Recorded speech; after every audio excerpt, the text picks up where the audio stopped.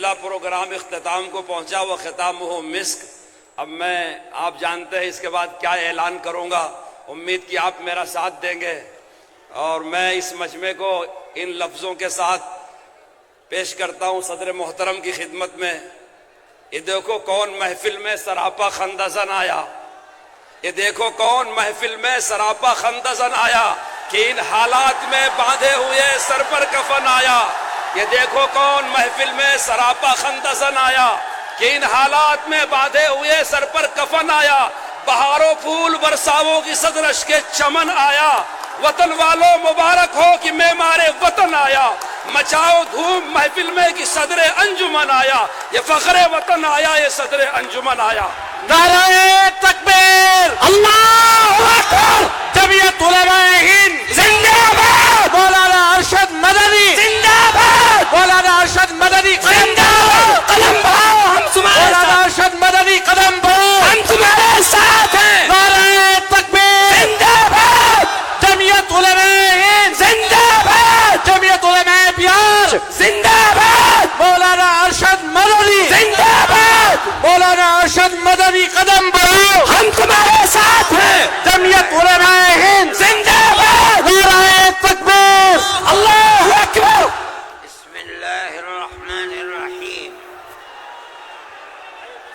الحمد للہ نحمده ونستعینه ونستغفره ونؤمن به ونتوکل علیہ ونعوذ باللہ من شرور انفسنا ومن سیئات اعمالنا، من يهده الله فلا مضل له ومن يضلله فلا هادي له، ونشهد أن لا إله إلا الله وحده لا شريك له، ونشهد أن سيدنا ومولانا محمدا عبده ورسوله، أما بعد۔ شہر پٹنہ کے معزز حضرات، جمعیت علماء ہند کے ورکرز اور بہار سے آئے ہوئے جمعیت علماء ہند کے شیدائی جو حضرات ہال میں موجود ہیں، اور بہت سے لوگ ہال کے باہر بھی ہیں، جمعیت علماء ہند کا یہ اجلاس صوبہ بہار میں بلایا گیا ہے۔ آپ حضرات کو یہ بات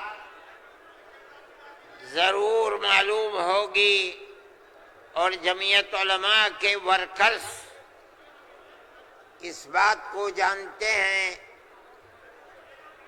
کہ جمعیت علماء تقریباً 100 سال سے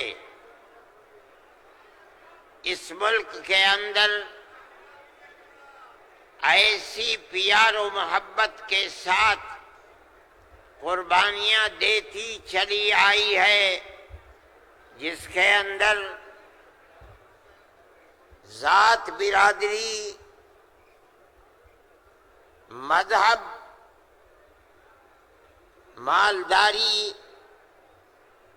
اور فقر، ہر چیز سے اوپر اٹھ کر جمعیت علماء نے ہمیشہ ملک کی آزادی 57 کے اندر صرف دہلی کے اندر 33,000 علماء کو قتل کیا گیا، سنبھل میں، مراد آباد میں، میرٹھ میں سینکڑوں علماء کو جس کے جسم کے اوپر لباس عالموں جیسا ہوتا تھا اس کو پھانسی کے تختے پر چڑھا دیا جاتا تھا. کوئی نہیں تھا، کانگریس کا وجود بھی نہیں تھا. کانگریس تو بنی ہے 1883 میں، اور 1885 میں اس کا پہلا اجلاس ہوا ہے، جبکہ 1803 سے حضرت شاہ عبدالعزیز صاحب نے اعلان کر دیا تھا کہ ہمارا ملک مسلمانوں کا یا ہندوؤں کا ملک نہیں ہے، نہیں رہا، یہ انگریزوں کا ملک ہو گیا، ہم غلام بن گئے. اب غلامی کی زنجیروں کا توڑنا اور جہاد کرنا ہر ایک کا فرض ہے. اور اس کے بعد جہاد پر لگ گئے. کوئی مائی کا لال نہیں تھا جو انگریز کی اس طاقت کے مقابلے میں کھڑے ہو کر غلامی کی زنجیروں کو توڑنے کے لیے اپنی زبان کو کھول سکے. اس اعلان کے تقریباً 80-82 سال کے بعد کانگریس بنی، اور کانگریس کا جو مقصد تھا، جو آج بھی کتابوں میں موجود ہے، وہ ملک کی آزادی نہیں تھا. مقصد تھا کہ جو دو جہاد ہوئے ہیں 1832 اور 1857 میں، اس کی وجہ سے جو ملکہ برطانیہ اور ہندوستان کے بسنے والوں کے درمیان دوری ہو گئی ہے، اس دوری کو دور کیا جائے اور حالات کو صحیح کیا جائے. علماء کا یہ نظریہ نہیں تھا. علماء کہتے تھے ملک غلام ہو گیا، غلامی کی زنجیروں کو توڑو، انگریز کو بھگاؤ، ملک کو آزاد کراؤ. یہ تو حالات تھے جس کے اندر مسلمان داخل ہوئے کانگریس میں. موجود ہیں. ایک شخص نے حضرت گنگوئی رحمت اللہ علیہ، جو ہمارے بزرگ ہیں، دارالعلوم کو کی بنیاد رکھنے والے ہیں، سن 1857 کے اندر جیل میں بند ہو گئے تھے. یہ سمجھتے تھے کہ قتل کر دیا جائے گا بغاوت کے الزام میں، لیکن چھوٹ گئے. ان سے پوچھا کہ ایک جماعت بنی ہے جس کے بنیادی کردار ہندو بنا رہے ہیں، کیا مسلمانوں کے لیے اس میں شریک ہونا جائز ہے؟ حضرت نے فتویٰ دیا جس طرح ایک ہندو اور ایک مسلمان کاروبار اور بزنس میں شریک ہو سکتا ہے، تو اسی طرح کانگریس کے ساتھ مسلمان شریک ہو سکتا ہے، بشرطے کہ اپنے دین کا نقصان نہ ہو.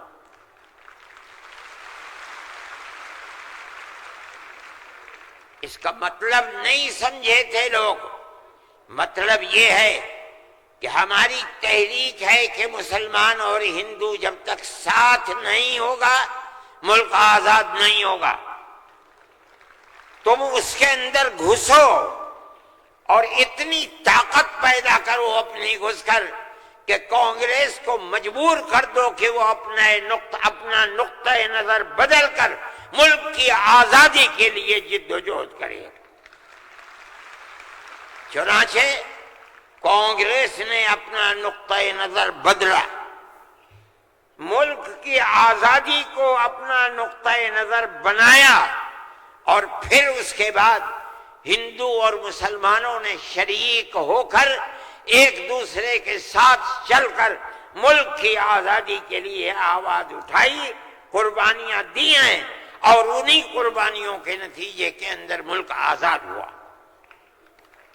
میرے بھائی، اس بات کو سمجھیے، جیسے جیسے ملک کی آزادی قریب ہوتی جاتی تھی، جمعیت علماء ہند بار بار کانگریس سے کہتی تھی کہ ہم نے تمہارا ساتھ دیا ہے، آج ہم تمہارے ساتھ کھڑے ہیں، ہمیں یہ بتاؤ کہ ملک کی آزادی کے بعد ملک کا دستور کیا رہے گا، کیا سیکولر دستور ہوگا یا مذہبی حکومت ہوگی؟ اگر سیکولر دستور ہوتا ہے ہم تمہارے ساتھ ہیں، اور اگر سیکولر دستور نہیں ہوتا تو ملک کی آزادی میں ہم تمہارے ساتھ نہیں ہیں۔ بار بار ہمارے پاس کانگریس ورکنگ کمیٹی کی تجاویز موجود ہیں۔ کانگریس بار بار عہد کرتی ہے کہ ملک آزاد ہوگا تو ملک کا دستور سیکولر دستور ہوگا، ہر اقلیت کو اپنے مذہب کے اوپر آزادی سے چلنے کا اختیار ہوگا۔ چنانچہ ملک آزاد ہو گیا۔ اب ملک کی آزادی کے بعد ایک طبقہ اٹھا جس نے یہ کہا کہ کھیر مل گئی ہے، اب اسے کھانے کا وقت آ گیا ہے۔ انہوں نے کہا کہ ملک کی دستور ہندو دستور بنے گا، سیکولر دستور نہیں بنے گا۔ جمعیت علماء کے لوگ تھے، مولانا ابوالکلام آزاد تھے جو جمعیت علماء کی ورکنگ کمیٹی کے ممبر تھے، مولانا مدنی تھے، مفتی اعظم مفتی کفایت اللہ تھے، مولانا حفظ الرحمان سوہروی تھے، اور ان کے پیچھے لاکھوں آدمی تھے۔ انہوں نے کہا جو ہم سے وعدے کیے ہیں ان وعدوں کو پورا کرو۔ اگر ملک کی تقسیم ہوئی ہے اور مسلمانوں کو ایک حصہ دے دیا، تم نے دیا ہے 10 ملک کی تقسیم پر، تم نے کیے ہیں، ہم نے جوتے کھائے ہیں، ہمارے گلوں کے اندر جوتوں کے ہار پڑے ہیں، مگر ہم نے ملک کی تقسیم کو منظور نہیں کیا۔ ہم سے جو وعدہ کیا تھا اس وعدے کو پورا کرو۔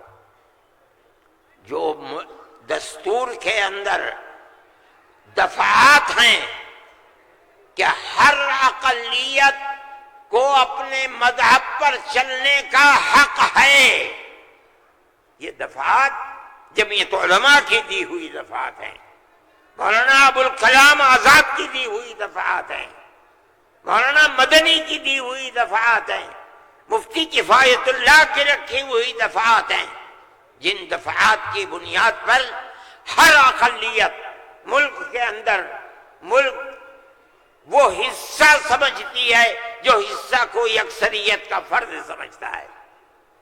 یہ جمعیت علماء کی تاریخ ہے۔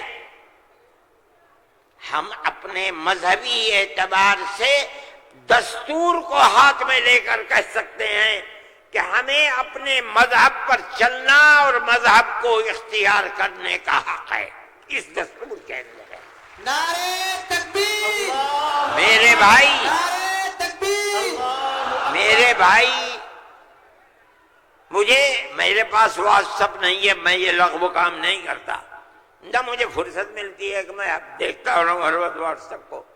مجھے آج صبح ایک صاحب نے دکھلایا کہ کل مودی جی نے، وہ بڑے آدمی ہیں، میرے ملک کے وزیر اعظم ہیں، انہوں نے تقریر کی ہے اور اس کے اندر یہ فرمایا ہے کہ وقف ہندوستان کے دستور کے اندر وقف کوئی چیز نہیں ہے۔ مجھے حیرت ہوئی کہ ایک ملک کا وزیر اعظم اور ہندوستان جیسا وزیر اعظم یہ بات کہہ رہا ہے۔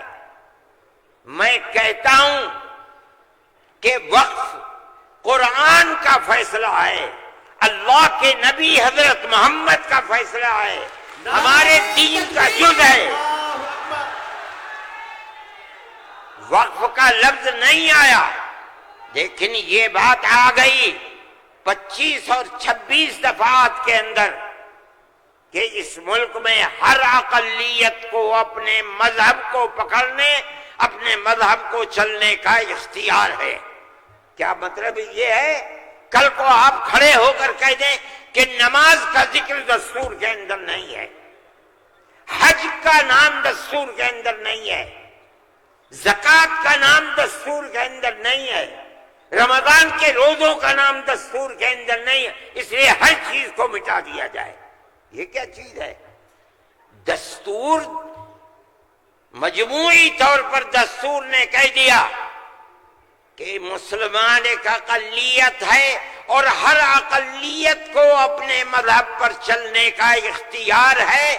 مذہب کی ہر چیز اس ایک دفعے کے اندر آ گئی۔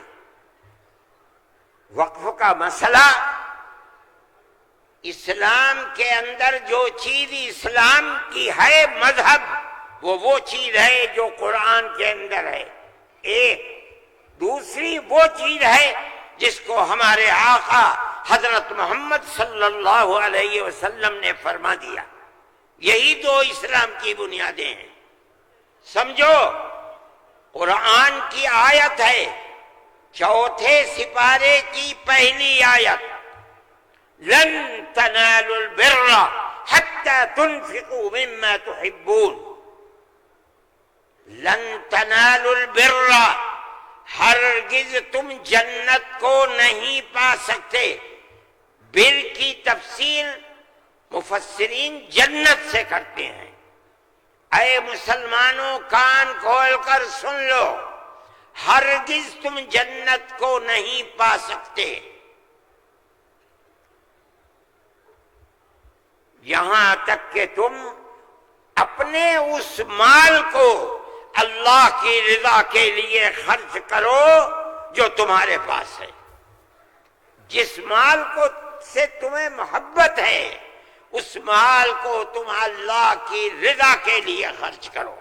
اسلام ایسا مذہب تھوڑی ہے۔ جب یہ آیت اتری، اللہ کے نبی نے بیان فرمائی، تو نسائی کی حدیث ہے کہ ابو طلحہ انصاری رضی اللہ تعالیٰ عنہ جو ایک دولت مند آدمی تھے، وہ اللہ کے نبی کے پاس آئے اور آ کر کہا کہ یا رسول اللہ، اللہ ہم سے ہمارے مال کے بارے میں فرماتا ہے کہ اگر تم جنت کے طالب ہو تو جو مال سب سے اچھا ہے تم اس کو اللہ کے راہ میں خرچ کر دو۔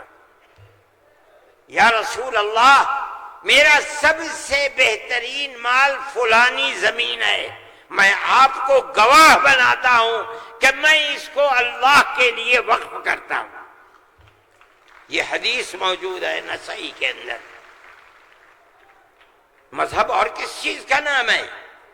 جو اللہ نے فرمایا وہ مذہب ہے، جو رسول اللہ نے فرمایا وہ مذہب ہے۔ مجھے حیرت ہے کہ مودی جی ہمارے مذہب کے بارے میں فیصلہ کرتے ہیں کہ وقف کے اندر، وقف کا ذکر دستور کے اندر۔ ارے بابا، دستور کے اندر مذہب اسلام کو، ہر اقلیت کو اپنا مذہب قبول کرنے کا اختیار آزادی کے ساتھ ہے۔ یہ ہمارا مذہب ہے، وقف ہمارا مذہب ہے۔ اللہ نے فرمایا، رسول اللہ نے فرمایا۔ حدیث کے اندر آتا ہے کہ جب انسان مر جاتا ہے، یہ مسلم کی حدیث ہے، اذا مات الانسان انقطع عمله عنه۔ جب آدمی مر گیا، اب اس کے اندر کام کرنے کی طاقت بھی نہیں ہے۔ اب اسے کسی چیز کا ثواب ملتا تھا، نماز پڑھنے کا، روزہ رکھنے کا، نہ نماز پڑھ سکتا ہے نہ روزہ، مگر فرماتے ہیں تین چیزیں ایسی ہیں مرنے کے بعد بھی آدمی قبر میں چلا گیا اسے ثواب ملتا رہتا ہے۔ کیا ہے؟ اس کے اندر پہلی چیز ہے صدقۃ جاریۃ، ایسا صدقہ کر کے جانا کہ جو اس کا ثواب برابر جاری رہے۔ مثال کے طریقے پر کوئی کنواں کھدوا دیا، یہ اللہ کے لیے وقف ہے، 100 سال 200 سال 1000 سال اگر اس کنویں سے پیاسا پانی پیے گا اس آدمی کو پہنچے گا جو مر گیا 100 سال پہلے، اس نے بنوایا تھا کنواں۔ اسی لیے مسلم کی روایت ہے اور وہ اس کے شارح امام نووی فرماتے ہیں کہ مراد اس سے وقف ہے۔ یہ قرآن و حدیث میں آپ کو سنا رہا ہوں۔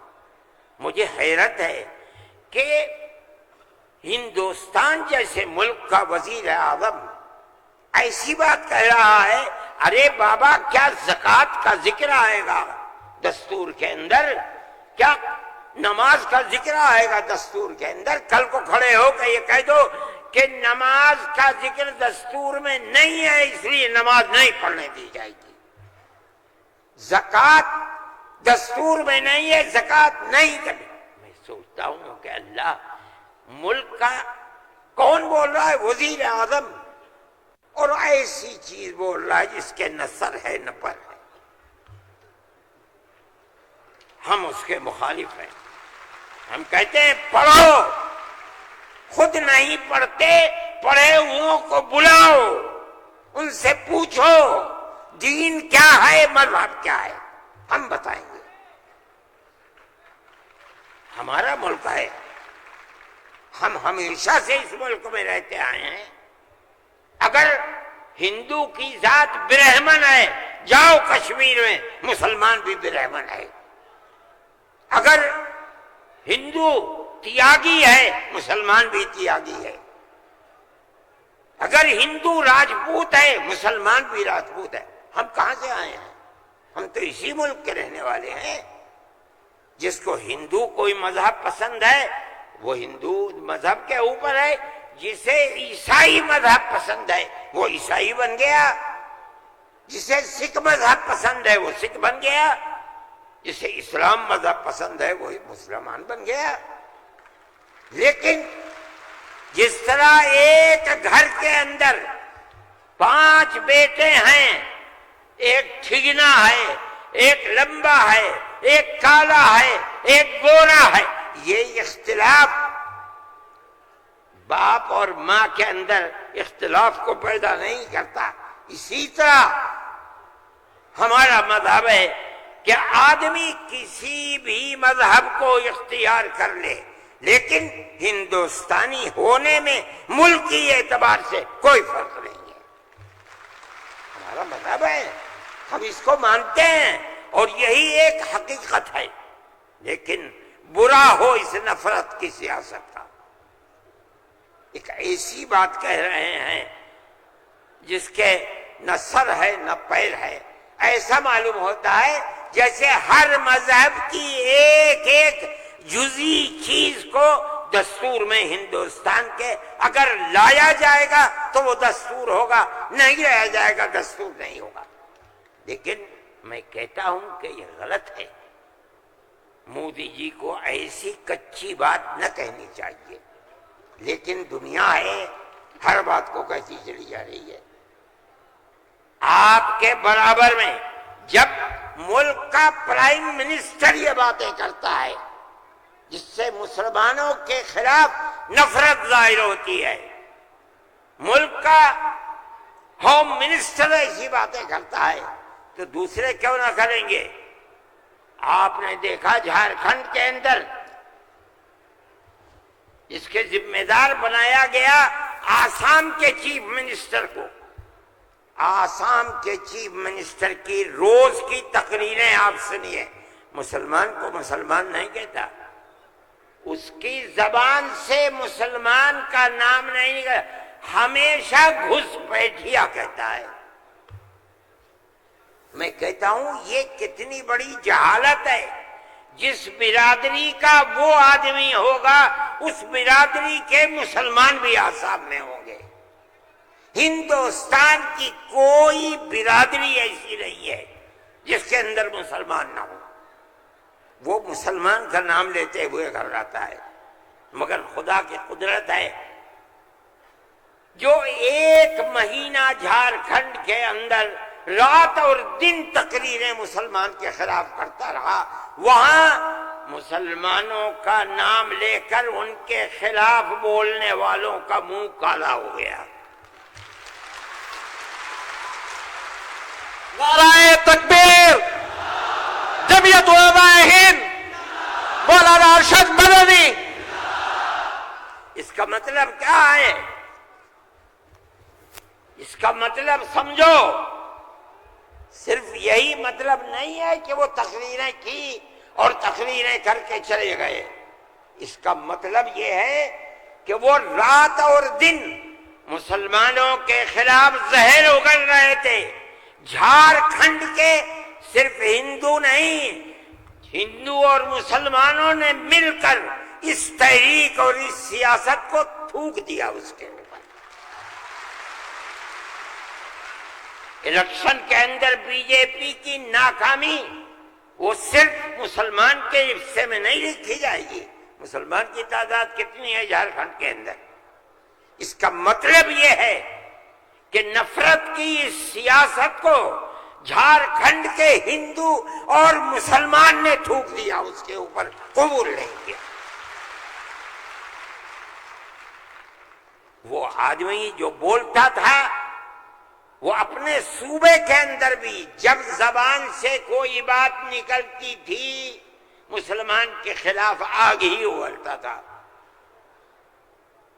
دیکھو ساری ہندوستان کے اندر ہندوستانی ہونے کے لیے یہ بنیاد ہے کہ جو سب سے پہلی مردم شماری تھی سن 1951 کی، جس کا نام اس مردم شماری میں ہے وہ اور اس کی اولاد ہندوستانی ہے۔ یہ ملک کے اندر ایک قانون بنا ہوا ہے، لیکن کانگریس، بی جے پی اور جو علاقائی پارٹیاں آسام کی ہیں، سب نے مل کر جب مشرقی پاکستان کو مغربی پاکستان سے الگ کیا گیا اور ہندوستان کی طاقت نے کیا۔ اندرا جی کے زمانے کے اندر بہت سے لوگ ہندوستان، بمباری ہو رہی تھی، بھاگ گئے پاکستان، اور پاکستان کے بہت لوگ بھاگ گئے ادھر۔ اب کیسے کہا جائے کہ ہندوستانی پاکستانی کون کون ہے؟ تو سب نے مل کر پارلیمنٹ نے قانون بنایا کہ 1971 کے بعد جو آیا ہے وہ ہندوستانی نہیں ہے۔ آسام میں 1971 کی مردم شماری میں جس کا نام ہے وہ آسامی ہے، اور اس کے بعد جو آیا ہے وہ آسامی نہیں ہے۔ یہ قانون بنا دیا، قانون بن گیا۔ اب یہ حلق سے نیچے چیف منسٹر صاحب کے نہیں اتری، انہوں نے کہا کہ نہیں، سارے ملک کا دستور ایک ہونا چاہیے۔ ارے بابا، کانگریس کا زمانہ تھا، کانگریس نے پارلیمنٹ کے اندر یہ اصول بنایا، اس کے اوپر بی جے پی کے بھی دستخط ہیں، علاقائی پارٹیوں کو بھی دستخط ہیں، ہم نہیں جانتے کچھ۔ اور تقریر جیسے یہاں کر رہے تھے ویسے ہی روز تقریر وہاں کرتے تھے۔ 71 نہیں 51 بنے گا، 71 نہیں 51۔ کیوں؟ اگر 51 کو بنا دیا گیا تو کم از کم 80-90 لاکھ مسلمان اجڑ جائے گا، برباد ہو جائے گا۔ وہ یہ چاہتے تھے کہ مسلمان کو برباد کر دو۔ آسام میں جمعیت علماء وہ جماعت تھی، ہم گئے سپریم کورٹ میں، ہم نے کہا کہ جب اس زمانے کی حکومتیں متحد ہیں یہ کیسے ہو سکتا ہے؟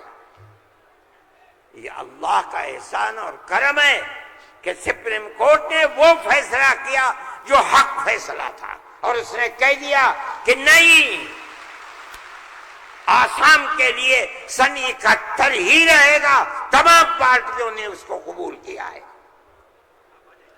اب زمانہ خراب ہو گیا، دل دکھنے لگا۔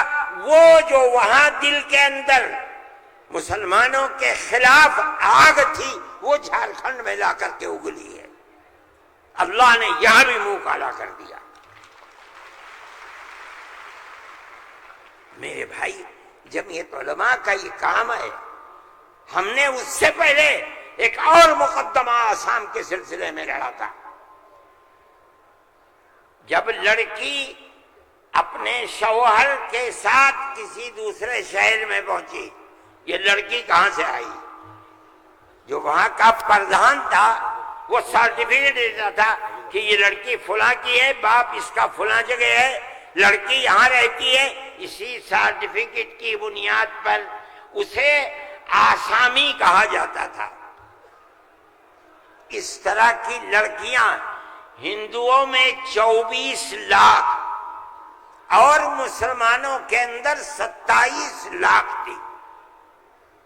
وہاں کی فرقہ پرست طاقت کہتی تھی کہ یہ پردھان کا سرٹیفکیٹ کوئی معنی نہیں رکھتا. تنہا جمعیت علماء تھی. ہم گئے سپریم کورٹ میں اور جو بڑے سے بڑا وکیل جو ایک ایک پیشی میں 15 لاکھ روپیہ لیتا تھا، اور اتفاق سے جو چیف جسٹس تھا وہ بھی آسامی ہی کا تھا سپریم کورٹ کا. مجھے تو بہت خطرہ تھا ان کا ہوگا کیا. 47 لاکھ عورتیں ہیں اور ان کے بچے اگر لگا لو 1.5 کروڑ، یہ کہاں جا کے بھیک مانگیں گے؟ نہ کوئی مکان خرید سکتے ہیں، نہ جائیداد خرید سکتے ہیں، نہ ان کے بچے پڑھ سکتے ہیں. یہ کیا کریں گے؟ اللہ کی قدرت کا کرشمہ ہے کہ اس کے اندر بھی جمعیت علماء کو ایسی کامیابی ہوئی کہ مسئلہ ختم ہو گیا. 47 لاکھ ہندو مسلمان جینے کا حق انہیں مل گیا. ایک چیز ہے، جمعیت علماء ہندو مسلم کی بات نہیں کرتی، ہمیں اس سے کوئی مطلب نہیں. جمعیت ہم علماء یہ کہتے ہیں مولانا ارشد مدنی، نعرہ تکبیر، مولانا ارشد مدنی قدم بڑھاؤ. جمعیت علماء ہند، ہم یہ کہتے ہیں کہ ہم ہر ایک کے لیے کام کرتے ہیں. جمعیت علماء کا یہ کردار ہے. ابھی آپ کے سامنے بلڈوزر کی تحریک آئی، ہم نے یہ دیکھا کہ چیز دن بدن بڑھتی جا رہی ہے، اور اس آگ کے اندر یہ نہیں کہا جا سکتا کہ 100% مسلمان ہے، لیکن 95% مسلمانوں کے گھر گرائے جا رہے ہیں. سارے ہندوستان میں جمعیت علماء ہند سپریم کورٹ میں گئی اور ہم نے جا کر کے یہ بات رکھی. تحریک چلتی رہی. ہم نے یہ بات کہی کہ یہ کیسے ہو سکتا ہے جس گھر کو ماں باپ نے بنایا، اس گھر کے اندر ایک لڑکے نے کوئی کام ایسا کر دیا کہ جو کام گورنمنٹ کے خلاف ہے، آپ کی سیاست کے خلاف ہے، آپ اس مکان کو بلڈوزر چلا کر گرا دیں. وہ ماں باپ کہاں جائیں گے بوڑھے؟ اس کی بیوی بچے کہاں جائیں گے؟ اس کی بہن بھائی کہاں جائیں گی؟ اس کی اولاد کہاں جائے گی؟ بھئی آپ اس کو پکڑ کر کے جیل میں ڈالیے. یہ اپنی زندگی کو صاف دکھلانے کے لیے مقدمہ لڑے گا. آپ اس کے گھر کو کیسے گرا سکتے ہیں؟ مگر یہ بات کسی کی سمجھ میں نہیں آتی تھی. ہم اللہ کا شکر ادا کرتے ہیں کہ ہماری اس آواز کو اللہ نے قبول فرمایا، اور اس طرح قبول فرمایا کہ اب کون مائی کا لال ہے؟ ذرا گھر کا توڑ کے تو دکھ رہا ہے.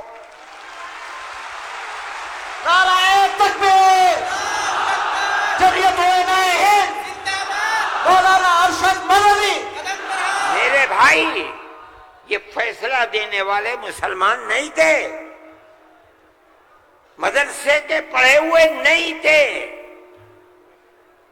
یہ وکیل جو سپریم کورٹ کے لڑ رہے تھے مدرسوں کے پڑھے ہوئے نہیں تھے، ہندو تھے.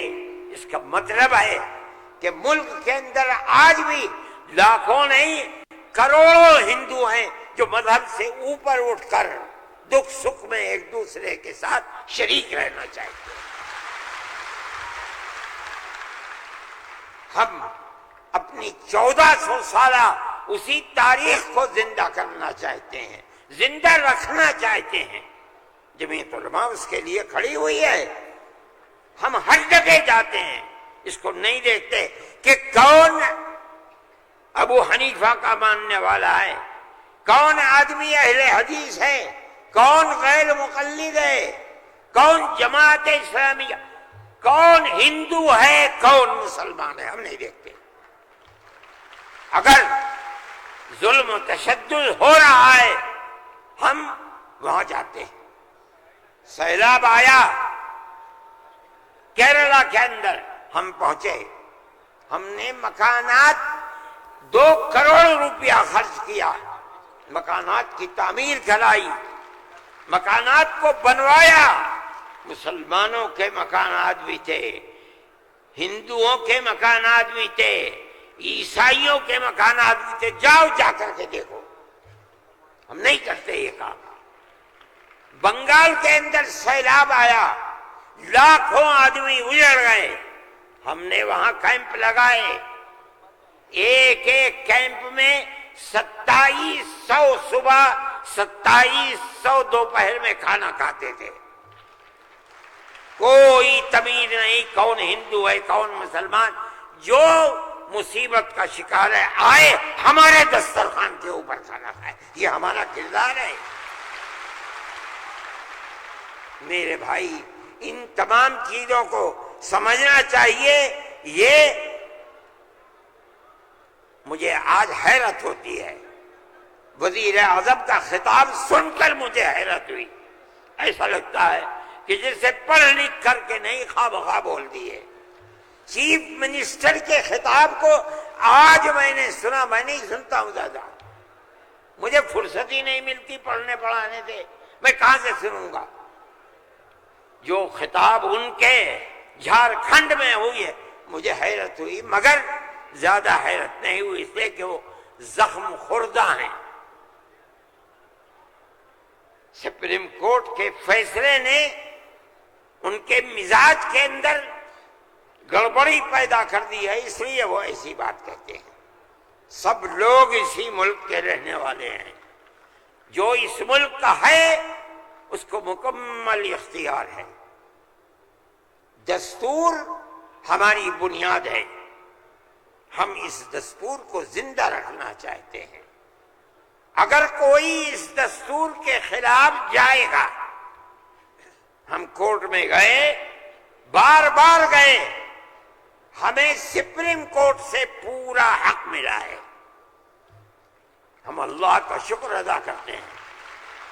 ہمیں حق دینے والے مسلمان نہیں ہیں۔ 100% سپریم کورٹ کے جج جہاں ہمارے فیصلے گئے وہ ہندو تھے، ہندوؤں نے فیصلے کیے ہیں۔ اس کا مطلب ہے کہ ہمارے ملک کے اندر آج بھی 2-4 نہیں، لاکھ 10 لاکھ بے شمار لوگ ہیں کہ جو ہندو مسلم مذہب سے اوپر اٹھ کر ایک دوسرے کے ساتھ پیار و محبت کا معاملہ رکھنا چاہتے ہیں، اور جو طاقتیں ملک کے اندر نفرت کو پیدا کر رہی ہیں، ملک کے اندر ایک بہت بڑا طبقہ ہے جو اس نفرت کی سیاست کو ملک کی تباہی کا سبب سمجھتا ہے۔ جمعیت علماء کی یہ تحریک ہے، ہم اسی لیے آپ کے پاس آئے۔ ہم وقف بل کو ایک مذہبی مسئلہ سمجھتے ہیں، آپ اس بات کو سمجھیے۔ لوگ نہیں کہتے، میں تو سچ بات کہہ دیتا ہوں، آپ کے اس صوبے کی حکومت وہ بیساکھی ہے جس کے اوپر مرکزی حکومت ٹکی ہوئی ہے، یہ بھی اس کے اندر شریک ہے۔ وہ کہتے ہیں کہ ہم مسلمانوں کو کوئی تکلیف نہیں پہنچنے دیں گے۔ میں نے جو بات کہی ہے اسی لیے کہ یہ آواز ان تک پہنچے کہ وقف کو زندہ رکھنا یہ ہمارا مذہبی فریضہ ہے، ہمارا مذہب ہے وقف۔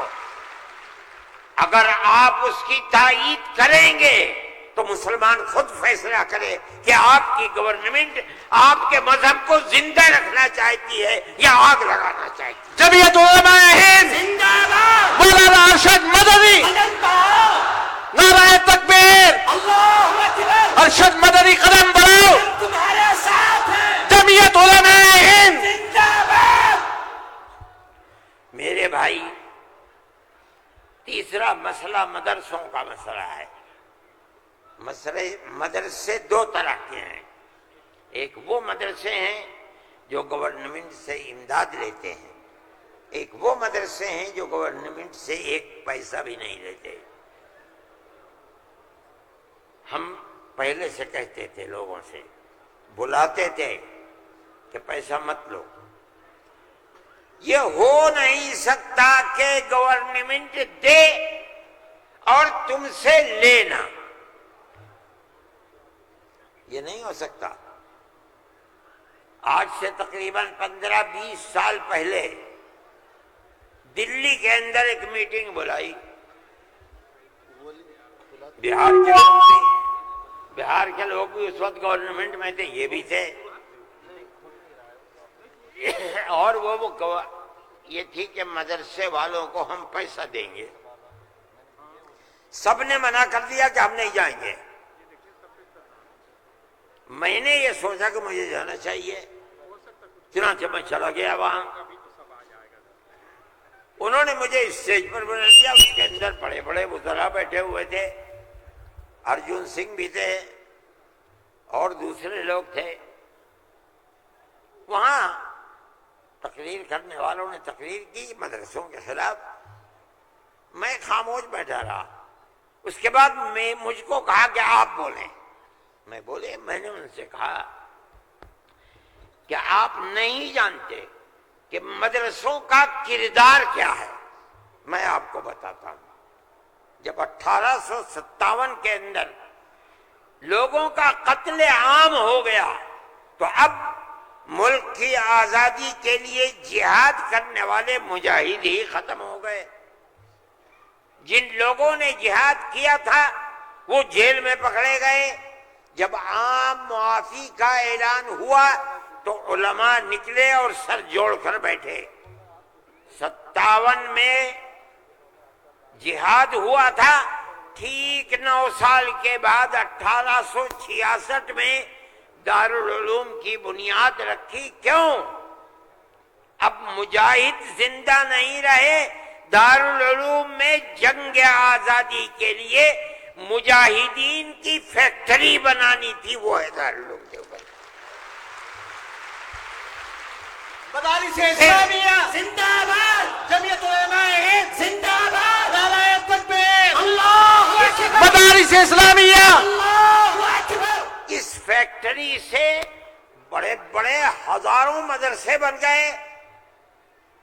جہاں دنیا میں جائیے، نیو یارک میں چلے جائیے، واشنگٹن میں چلے جائیے، لندن میں چلے جائیے، ساؤتھ افریقہ میں چلے جائیے، اور ایشیا کے اندر تو جس ملک میں قدم رکھو یہیں کے فارغ ہیں یا یہاں کے فارغ ہونے والے کے شاگرد ہیں جنہوں نے مدرسے بنا رکھے ہیں۔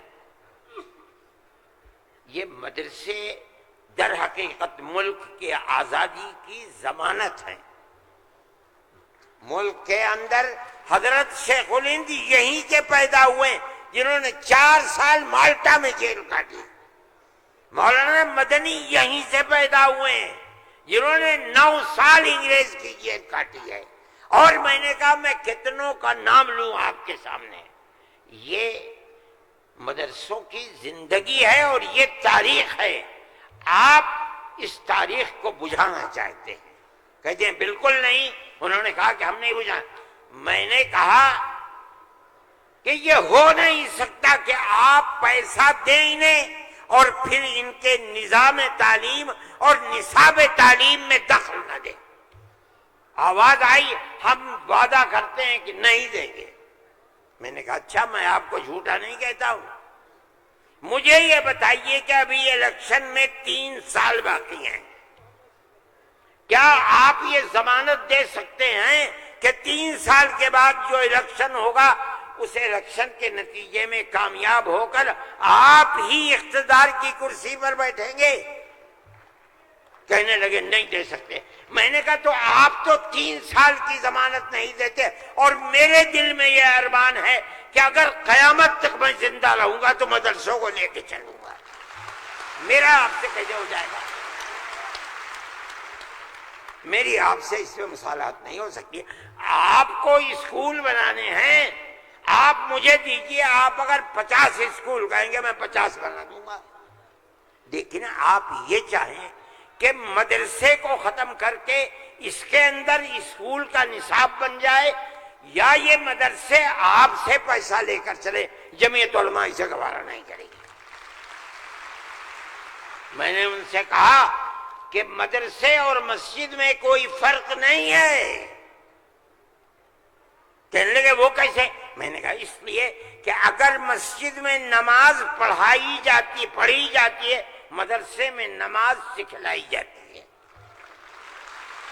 اگر مسجد میں نماز کے اندر قرآن پڑھا جاتا ہے، مدرسے کے اندر قرآن پڑھنا سکھلایا جاتا ہے۔ کیسے دونوں الگ ہو جائیں گے؟ یہ دونوں ایک دوسرے کے ساتھ ہیں۔ جیسے ہم مسجد اپنی خود بناتے ہیں، چاہے ایک چھپر ڈال کر کے بنائیں، اسی طرح ہم مدرسے میں بھی آپ سے کوئی مساعدت لینا ہم نہیں گوارا کرتے۔ اچھا، میں یہ کہہ کر کے بیٹھ گیا۔ صدیقی صاحب جن کو گورنمنٹ نے بنایا تھا اسکولوں کو ان کا اقلیتی کردار دینے کے لیے، وہ میرے برابر بیٹھے تھے، وہ بھی اس اجتماع کو بلانے والے تھے۔ اس کے بعد ایک اور صاحب کھڑے ہوئے میرے بعد، انہوں نے پہلے تو یہ کہا کہ مجھے بڑا افسوس ہے کہ آپ نے ارشد کے بعد مجھے بلا لیا، کچھ وقفے کے بعد بلاتے۔ انہوں نے تقریر، اور جیسے انہوں نے کہا، میں نے اس پر یہ کہا کہ میرے اندر یہ طاقت ہے، آپ جو فرمائیں گے میں اسے قبول کروں گا، خاموش، میں کوئی اس کی تردید نہیں کروں گا، اس لیے آپ فرمائیے۔ جیسے انہوں نے کہا کہ مدرسوں کا کردار کمزور ہو گیا، وہ تو مجمع جو صبح سے کھڑے ہو گئے، خبیث ہے، اتار دو، پھینک دو، نکال دو اس کو یہاں سے۔ جب آگ لگنے لگی تو میں نے صدیقی صاحب سے کہا، اچھا صدیقی صاحب میں تو جا رہا ہوں۔ صدیقی صاحب نے مجھے پکڑے، بھائی خدا کے لیے بیٹھ جاؤ، یہ مجمع ہمارے قابو میں نہیں آئے گا۔ تو میں نے ان لوگوں سے کہا کہ بھائی کیا بات ہے، کیوں آخر گھبرا رہے؟ ایک بات ہے، آپ کی مرضی کے مطابق ہے آپ قبول کیجئے، نہ مرضی کے مطابق ہے آپ نہ قبول، لیکن اس اجلاس کے اندر یہاں کیوں شور بچاتے ہو؟ خیر وہ لوگ بیٹھ گئے۔ جب ہو گیا تو میں اٹھ کے بھاگ گیا۔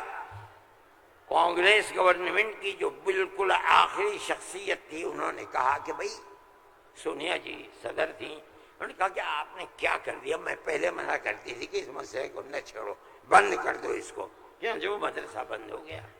آج بھی یہی مصیبت تھی، ان مدرسوں کے خلاف ابتدا میں جو امداد نہیں لیتے تھے کوئی نہیں بولتا تھا، اس لیے کہ جب تمہارا کھایا نہیں ہے تو تم ہم سے پوچھ کیوں سکتے ہو؟ جو تمہارا کھاتے ہیں ان سے جا کے کہو، انہوں نے کھایا ہے اب تم ان کے حلق سے نکالو، ہم نے تو کبھی تم سے 2 پیسے بھی نہیں دیے۔ دارالعلوم دیوبند کو سن 56 کے اندر، 1956 میں، جو اس وقت یہاں بہار کے آدمی تھے اور ملک کے صدر جمہوریہ تھے ڈاکٹر راجندر پرساد، وہ دیوبند آئے تھے۔ انہوں نے دیوبند، حضرت رحمت اللہ علیہ زندہ تھے، حضرت مدنی، انہوں نے دارالعلوم کے لیے ایک لائبریری کے پیسے دارالعلوم کو دینے کا وعدہ کیا۔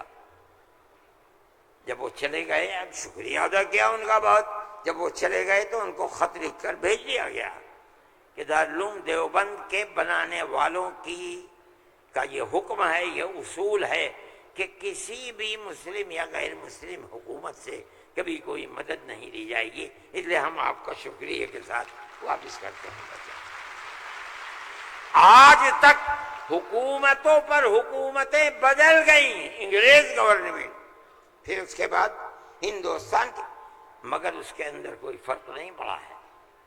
لیکن اس کے بعد جنہوں نے لیا تھا گورنمنٹ سے، پھر اس کے بعد ان مدرسوں کے اندر بھی ہاتھ ڈالنا شروع کر دیا۔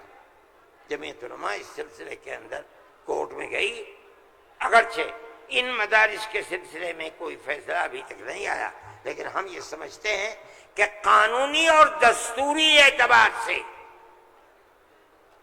جو گورنمنٹ سے کوئی چیز نہیں لیتے، پہلے لیا جاتا تھا چھٹیوں کے اندر گورنمنٹ سے، وہ قانون تھا کہ جو ٹکٹ طلبہ لے کے گھر جاتے تھے کنسیشن، اس میں پیسہ کم ہو جاتا تھا۔ جب گورنمنٹ کی نظریں بدلنی شروع ہوئی، دارالعلوم نے بند کر دیا، اس کو ہم نہیں لیتے۔ یہ بات ہم نے کہی،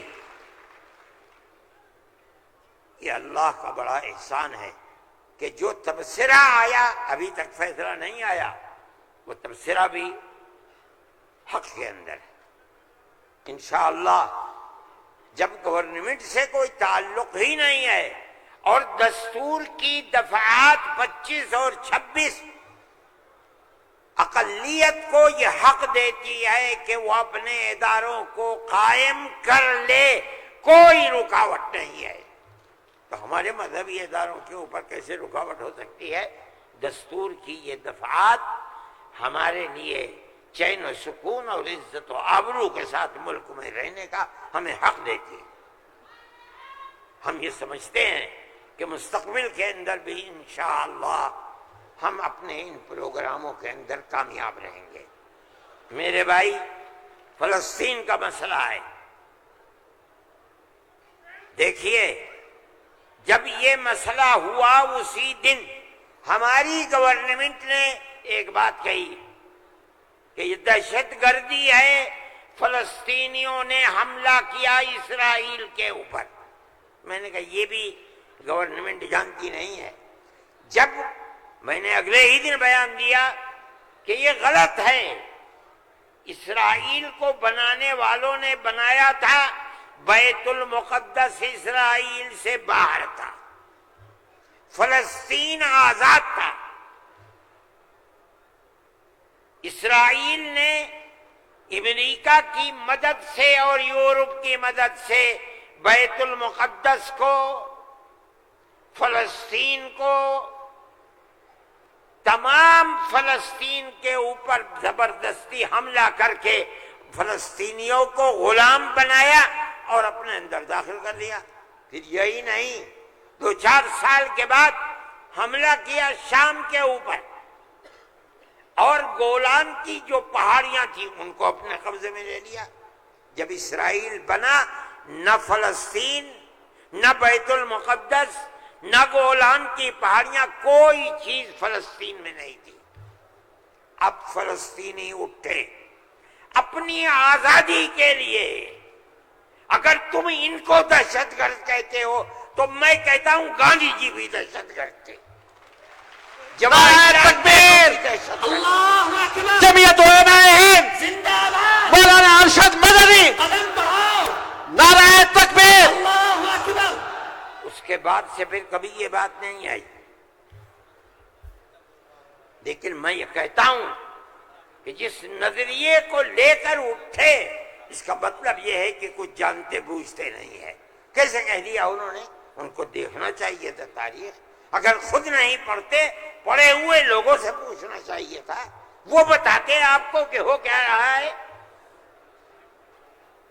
میرے بھائی، میں یہ بات کہتا ہوں کہ جمعیت علماء کی ایک تاریخ ہے، اور جمعیت علماء اس چیز کے اوپر ہے۔ ہمارا اس وقت کا مسئلہ صرف ایک ہی مسئلہ نہیں، بہت مسائل ہے، لیکن وقف ترمیمی بل کا مسئلہ بھی یہی ہے۔ جس کو جان لے کہ یہ ہمارا مذہب ہے، ہم یہ کہتے ہیں بہار کی گورنمنٹ کو بھی، آندھرا گورنمنٹ کو بھی، اگر وہ کریں گے تو اس کا مطلب یہ ہے کہ مسلمان کے پیٹ کے اندر چھرا گھونپیں گے اور مسلمان کے مذہب کو آگ لگانا چاہتے ہیں، مسلمان کو سوچ لینا چاہیے کہ وہ کیا کرے گا اور مستقبل کے اندر اسے اس جنجال کو کس طرح نمٹانا ہے۔ ہم ایک بات کہہ رہے ہیں اور ہمیں یہ کہنے کا حق ہے، اس لیے کہ دستور کے خلاف ہے۔ دستور نے ہمیں مذہبی آزادی دی ہے۔ آپ وقف کو مذہب نہیں سمجھتے، لیکن اس لیے نہیں سمجھتے کہ نہ آپ قرآن کو جانتے ہیں نہ آپ حدیث کو جانتے ہیں۔ حضرت عمر رضی اللہ تعالی عنہ نے اپنا ایک باغ وقف کرنے کی نبی کریم علیہ السلام سے اجازت چاہیے، جو خیبر میں تھا۔ آپ نے فرمایا میری رائے یہ ہے کہ تم باغ کو وقف مت کرو، بلکہ باغ کی کھجوروں کو وقف کر دو فقراء اور مساکین کے لیے، اس لیے کہ باغ تمہارا رہے گا، باغ اس کا محتاج ہے کہ تم اس کی دیکھ بھال کرو۔ وقف کر دو گے کوئی دیکھ بھال نہیں کرے گا۔ باغ تمہارا ہے، تم اس کی دیکھ بھال کرو، جو پھل اس کے اوپر آئے گا وہ فقیروں کو اور محتاجوں کو تقسیم کر دو۔ انہوں نے ایسے ہی کر دیا۔ میرے بھائی، وقف 1400 سال سے چلا آ رہا ہے۔ اللہ نے قرآن میں فرمایا ہے، رسول اللہ نے حدیث کے اندر فرمایا ہے، اور چونکہ یہ مجلس اس کی نہیں ہے، ورنہ تو بے شمار اوقاف ہیں۔ خود نبی کریم علیہ السلام نے اپنی زندگی کے اندر وقف کیے ہیں۔ یہ ہمارا مذہب ہے، آپ کیوں اس کے اندر دخل دیتے ہیں؟ آپ یہ کہیں کہ دستور میں لکھا ہوا نہیں ہے، اس کا مطلب یہ ہے کہ آپ یہ نہیں مانتے کہ مسلمان کو آزادی ہے اپنے مذہب کی حفاظت کی۔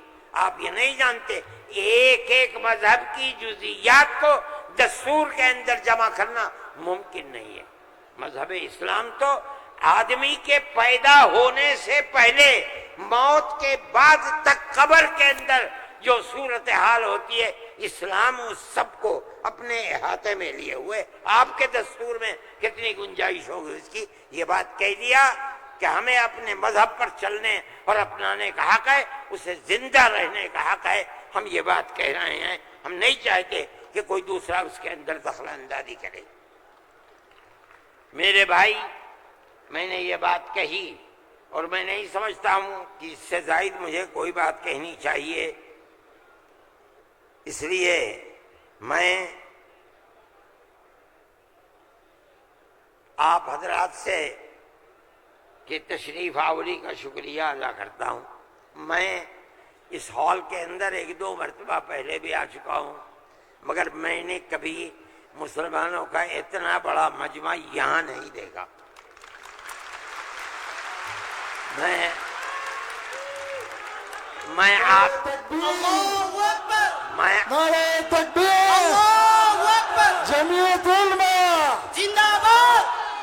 آپ حضرات کا شکریہ ادا کرتا ہوں، اس لیے کہ یہ سب جگہ شہرت تھی کہ اس اجلاس کا مقصد وقف ترمیمی بل کی مخالفت ہے۔ اس کا مطلب ہے کہ بہار کا مسلمان ہر اس طاقت کا مخالف ہوگا جو وقف ترمیمی بل کی تائید کرے گا۔ اس لیے آپ حضرات کا اس گرم جوشی کے ساتھ یہاں آنا، میں جمعیت علماء کے ایک خادم کی حیثیت سے آپ کا شکریہ ادا کرتا ہوں۔ اللہ آپ کو خوش رکھے، خیر و عافیت کے ساتھ رکھے، آپ اپنے مذہب کو سینے سے لگائے ہوئے زندہ رہیں اور مذہب کو خدا کرے زندہ رکھے۔ میں آپ سب حضرات کا شکر گزار ہوں، جو لوگ باہر سے آئے ہیں میں ان کا بھی شکریہ ادا کرتا ہوں۔ جن لوگوں نے پٹنے کے رہنے والوں نے، قادری صاحب کے صاحبزادے اور جمعیت علماء کے ورکرز جو یہاں کے ہیں یا باہر کے رہنے والے ہیں پٹنے کے علاوہ کے، جن لوگوں نے کوشش کی ہے، جمعیت علماء کے دل میں اس کی بڑی قدر ہے۔ اللہ تعالیٰ ان کی کوششوں کو قبول فرمائے اور حکومت کو کسی بھی ایسے کام سے جو صوبے کے اندر یا ملک کے اندر مسلمانوں کی دل آزاری کا سبب بنے، اس سے باز رکھے، اور خدا کرے کہ اس ملک کے اندر امن و امان، پیار و محبت مذہب سے اوپر اٹھ کر ہندو اور مسلمان سب مل جل کر اپنی پرانی تاریخ کو یاد کریں اور زندہ کریں۔ مسلمان اور ہندو گاؤں در گاؤں آج سے نہیں 1300 سال سے رہتا چلا آ رہا ہے، کہیں تو کوئی جھگڑا نہیں ہے۔ آج کون سی ملک کے اوپر آفت ہے کہ آگ لگانے ہی کے اوپر سیاست کی بنیاد رکھی ہوئی ہے؟ ہم اس کے مخالف ہیں، ہم اس کو پسند نہیں کرتے ہیں۔ ملک ہمارا ہے، ہم ملک کے اندر امن و امان کو چاہتے ہیں، پیار و محبت کو چاہتے ہیں۔ جس طرح ہندو کا حق ہے مسلمان کا بھی حق ہے، ایک دوسرے کے ساتھ پیار و محبت کرنی چاہیے۔ میں ہر مسلمان سے کہتا ہوں، چاہے گھر ہو، محلے میں ہو، دکان پر ہو، بازار میں ہو، اسکول میں ہو یا اپنے کھیت میں ہو، اپنے پڑوسی ہندو کو اپنا بھائی سمجھو، ایک دوسرے کے ساتھ پیار و محبت کرو، جو ضرورت مند ہے اس کی ضرورت کو پورا کرو۔ تمہارا یہ عمل تمہارا مذہبی عمل ہے، یاد رکھنا۔ یہ نہیں کہ میں کہہ رہا ہوں، جمعیت علماء کا نہیں، قرآن و حدیث یہی کہتا ہے۔ اس لیے آپ اپنی اس محبت بھری زندگی کو دنیا کے سامنے پیش کریں۔ میں ارباب مدارس سے بھی کہتا ہوں، وہ جہاں جائیں، جہاں رہیں، جہاں مدرسہ چلائیں، ایک دوسرے کے ساتھ انس، ہندو مسلمان کو قریب کرنے کی اپنی تحریک کو زندگی عطا فرمائیں، جو آپ کی تحریک نہیں ہے، اسلام کی دی ہوئی تحریک ہے۔ اللہ ملک کے اندر امن و امان کو قائم رکھے، پیار و محبت کو زندگی عطا فرمائے۔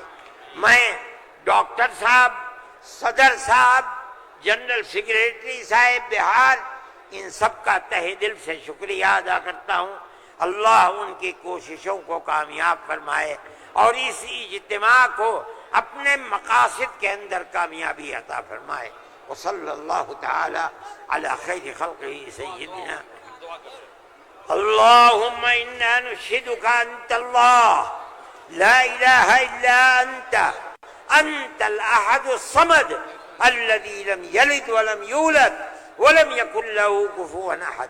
اللهم صل على سيدنا عبدك ورسولك محمد النبي الأمي وعلى آله وأصحابه وأهل بيته وبارك وسلم كما تحب وترضى عدد ما تحب وترضى۔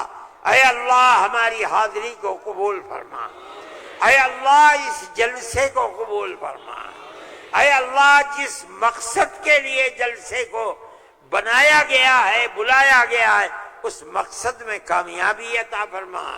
اے اللہ اس اجتماع کے انجام کو بہتر فرما۔ اے اللہ پیار و محبت کی ہماری تاریخ کو زندہ و جاوید فرما۔ جو طاقتیں اس پیار و محبت کے بندھن کو آگ لگانا چاہتی ہیں، اے اللہ اپنے کرم سے انہیں خائب و خاسر فرما دے، ذلیل و رسوا فرما دے۔ ملک کے اندر چین و سکون، عزت و آبرو اور امن کی سیاست کو قائم فرما۔ اے اللہ ہماری دنیا کو بھی آباد فرما، ہماری آخرت کو بھی آباد فرما۔ ہم جس طرح خیر و عافیت کے ساتھ یہاں تک آئے ہیں، ہمیں خیر و عافیت کے ساتھ اپنے گھروں تک پہنچا۔ اے پروردگار ہمیں رزق حلال عطا فرما، شرور و فتن سے محفوظ فرما۔ ہماری اولاد کو عزت و آبرو، عفت و پاکدامنی عطا فرما، حیا ایمانی عطا فرما۔ ہمارے بیماروں کو شفا عطا فرما۔ اے اللہ جب وقت آئے تو ایمان پر خاتمہ عطا فرما۔ اے اللہ موت کے بعد قیامت کے دن آقا نامدار حضرت محمد صلی اللہ علیہ وسلم کی شفاعت میسر فرما اور اپنی جنت میں جگہ عطا فرما. وصلی اللہ تعالی علی خیر خلقہ سیدنا. تمام لوگ گیٹ نمبر 10 سے بڑھیں گے. ارشد مدنی، ارشد مدنی آگے بڑھو، ہم تمہارے ساتھ ہیں. ارشد مدنی آگے بڑھو، ہم تم مولانا لگائیے. مولانا ارشد مدنی زندہ باد، مولانا ارشد مدنی زندہ باد. ہندوستان زندہ باد، ہندوستان زندہ باد، ہندوستان زندہ باد. مولانا ارشد مدنی زندہ باد، مولانا ارشد مدنی زندہ باد. نعرہ تکبیر، اللہ اکبر، نعرہ تکبیر، اللہ اکبر، نعرہ تکبیر، اللہ اکبر. ارشد مدنی آگے بڑھو، ہم تمہارے ساتھ ہیں. ارشد مدنی آگے بڑھو، ہم تمہارے ساتھ ہیں. ارشد مدنی آگے بڑھو، ہم تمہارے ساتھ ہیں. جمعیت علماء ہند زندہ باد، جمعیت علماء بہار زندہ باد. ارشد مدنی زندہ باد. صدر جمعیت علماء ہند زندہ باد، جمعیت علماء ہند زندہ باد. ارشد مدنی زندہ باد. ارشد مدنی آگے بڑھو، ہم تمہارے ساتھ ہیں. ارشد مدنی آگے بڑھو، ہم تمہارے ساتھ. ارشد مدنی آگے بڑھو، ہم تمہارے ساتھ ہیں. صدر جمعیت علماء زندہ باد، صدر جمعیت علماء زندہ باد، صدر جمعیت علماء زندہ باد. ارشد مدنی آگے بڑھو، ہم تمہارے ساتھ. ارشد مدنی آگے بڑھو، ہم تمہارے ساتھ. ارشد مدنی آگے بڑھو، ہم تمہارے ساتھ. ارشد مدنی آگے بڑھو، ہم تمہارے ساتھ ہیں. ارشد مدنی زندہ باد. ارشد مدنی جمعیت